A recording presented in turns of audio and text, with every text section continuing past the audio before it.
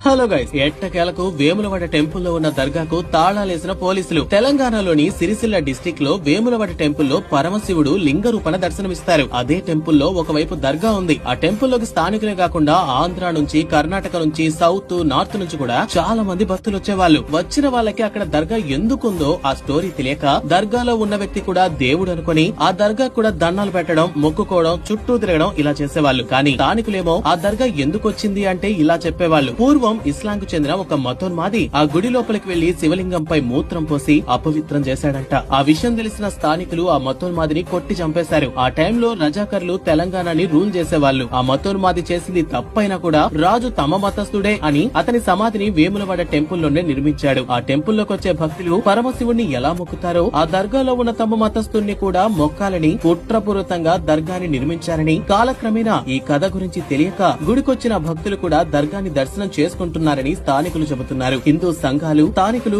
ఎన్నో ఏళ్లుగా ఈ దర్గాని ఆ గుడిలోంచి తీసేయాలని పోరాటం చేస్తూ వచ్చారు. లాస్ట్ 2 years గా ఈ విషయం సోషల్ మీడియాలో హల్చల్ అవటంతో ఎట్టకెలకు గవర్నమెంట్ ఆ దర్గాకు లాక్ వేసింది. మేబీ ఫ్యూచర్ లో తొలగించొచ్చు కూడా. ఇన్ఫర్మేషన్ నచ్చితే ఛానల్ ను ఫాలో అవ్వండి. జై